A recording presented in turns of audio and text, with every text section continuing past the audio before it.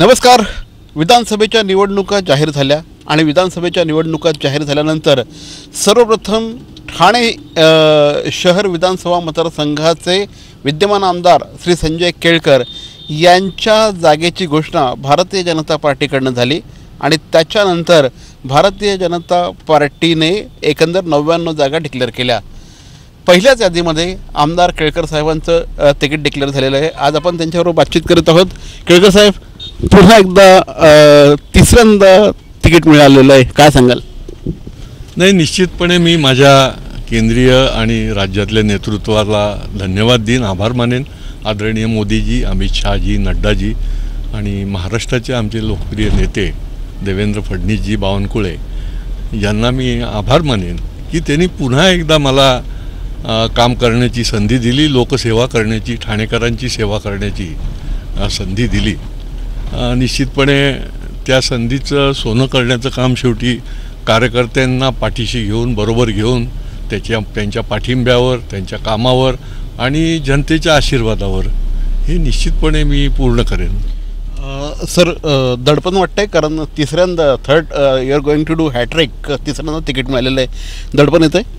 नाही, खरं म्हणजे तुम्हाला रोज जो अभ्यास करणारा विद्यार्थी असतो त्याला परीक्षेला फार दडपण येत नसतं. लास्ट मोमेंटला एकदम 15 दिवस घाईगर्दीत अभ्यास जो करतो आणि त्याच्यामुळे खरंच मी आपल्याला सांगेन की मला 2014लाही नव्हतं, 2019लाही नव्हतं, किंवा त्याच्याही आधी मी वरच्या सभागृहात पदवीधर मतदारसंघामध्ये प्रतिनिधित्व केलं आहे.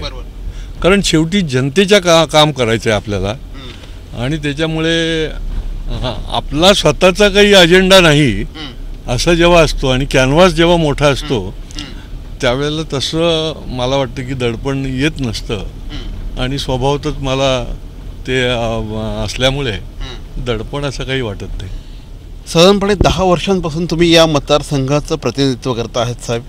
मला सांगा की शहर खूप मोठ्या प्रमाणात झपाट्याने विकसित झालेलं आहे. सगळ्यात जास्त नागरिकीकरणाचा जो एक दर आहे हा या शहराचा आहे. गेल्या 10 वर्षांमध्ये काय विशेष अशी कामं झालेली आहेत? बघा, हे मी एकतर मूळ ठाणेकर आहे, म्हणजे ज्याला म्हणजे अस्सल ठाणेकर.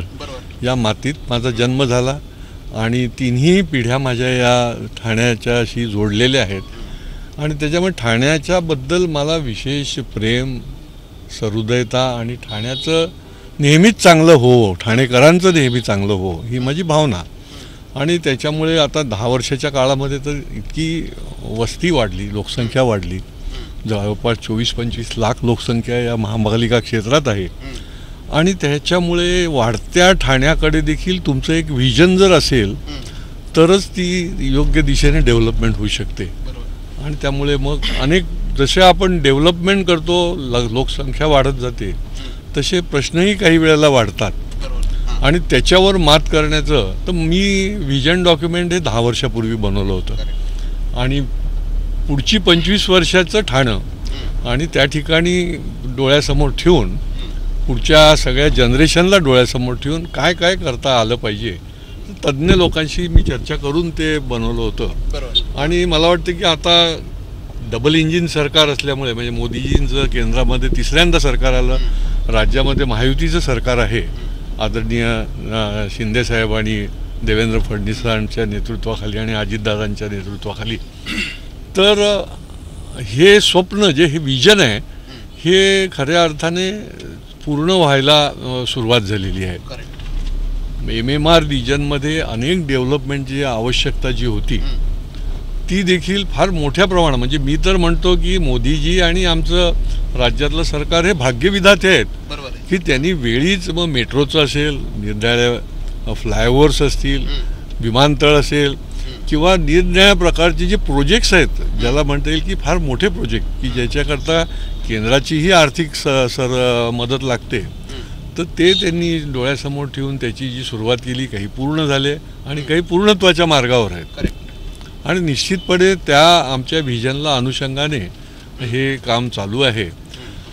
बेसिक गरजांकडे मी जास्त कटाक्षाने पण बघण्याचा प्रयत्न करत असतो.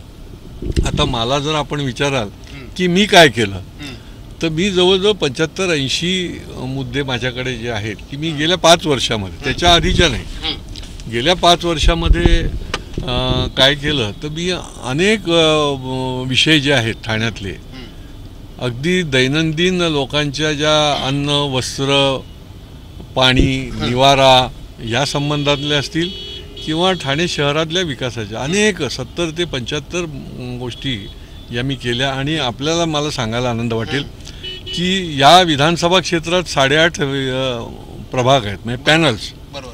तर प्रत्येक प्रभागामध्ये प्रत्येक पॅनलमध्ये मोर दॅन 40 to 45 कामं ही मी केलेली. त्याचा म्हणजे लेखी स्वरूपात लेखाजोखाच आहे. असं आहे की विद्यार्थ्यांनी आपलं प्रगती पुस्तक लोकांसमोर ठेवायचं असतं. एक्झॅक्टली.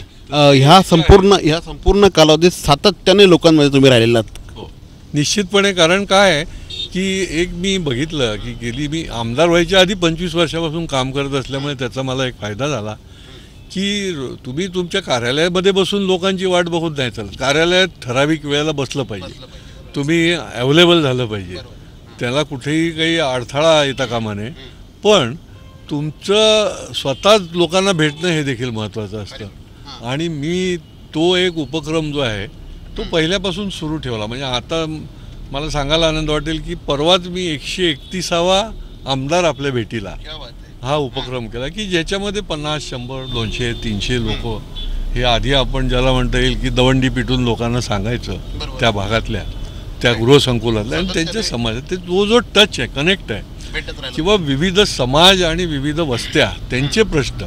आता बघा, क्लस्टर हे क्रांतिकारी निर्णय आहेत. आपण त्याच्यात जे समस्या निर्माण झाल्या तर त्या म्हणजे अधिकृत इमारतींना पण क्लस्टरमध्ये घेतलं होतं.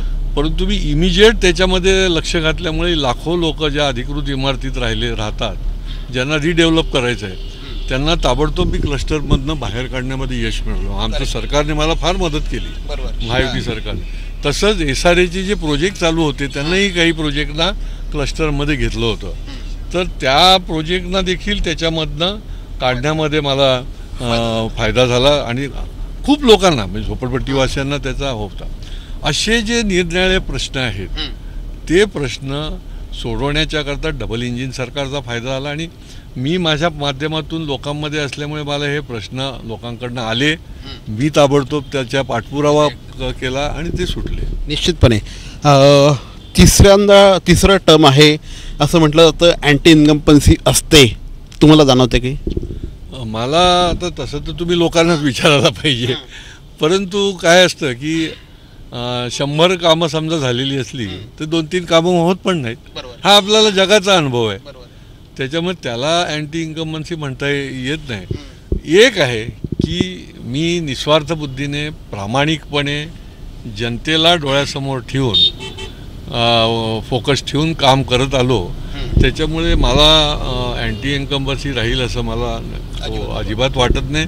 पण जनतेचा आशीर्वाद आणि सहकार्य जे आहे ते आतापर्यंत खूप मला मिळत गेलं. जनतेतलेच लोकांनी मला लोकसहभाग, लोकचळवळ आणि लोककल्याण या तिहेरी गोष्टीवर मी काम करत आलो.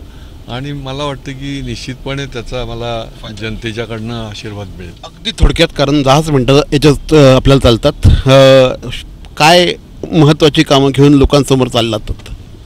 बघा की वाढतं ठाणं लक्षात घेता पाण्याचा प्रश्न मी ज्याला म्हटलं की अतिशय बेसिक गोष्टी ज्या आहेत त्याला मी पहिली प्राथमिकता देतो. आणि त्याच्यामुळे काही अजूनही ठिकाणी टँकरने पाणी जायला लागतं. कारण की एवढी हे वाढलेली आहे, इमारती 50-50 माळ्याच्या निर्णया ठिकाणी होत आहेत आणि त्याला तोंड द्यायचं असेल तर आणि त्याचा स्रोत जो आहे तो निर्माण करण्याची योजनेचा पण मी पाठपुरावा केला आणि तोही महाशासनातर्फे पालिकेतर्फे चालू आहे. आणि त्यामुळे पाण्याला प्राधान्य. वाहतूक समस्या जी आहे, या वाहतूक समस्येला तर शासनानेच फार मोठा निर्णय योजना आणून मग अंतर्गत मेट्रो असेल किंवा निरनिराळ्या माध्यमातून जड वाहनाची वाहतूक एका बाजूला जावी त्या दृष्टीने असेल. तो जो जाम होतो, वाहतूक कोंडी होते, पार्किंगचे ह्याच्या संबंधित अनेक मी पार्किंगचे लॉट्स जे आहेत ते सुचवले. त्याच्यातले काही सुरू झाले काम की पार्किंगला देखील अशी जी गोष्टी आहेत त्या गोष्टीकडे प्राधान्य. झोपडपट्टीवासी जे आहेत आमचे त्यांना निर्णया टॉयलेटच्या व्यवस्था ज्या आहेत त्या व्यवस्था त्या आम्ही सुरू पण केल्या, त्या लोकेट करून त्याच्याकरता निधीची तरतूद झाल्यावर त्याचं काम पण सुरू होईल.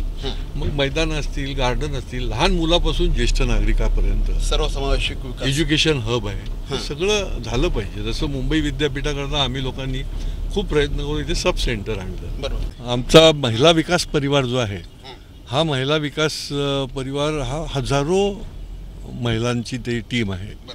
आणि त्या बचत गटांना नुसतं बँक अकाउंट उघडून जाणं त्यांना काम दिलं पाहिजे, आणि त्याचं देखील स्वयंरोजगार आणि सामूहिक काम आम्ही देत असल्यामुळे जवळजवळ आज तरी 200-400 महिलांना काम मिळतं आहे.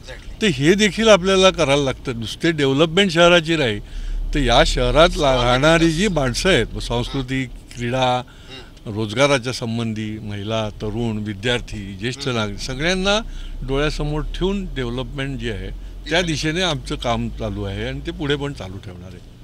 तर हे होते आमदार श्री संजय केळकर. आमदार श्री संजय केळकर गेले 10 वर्ष या शहराचं प्रतिनिधित्व करतायत विधानसभेमध्ये.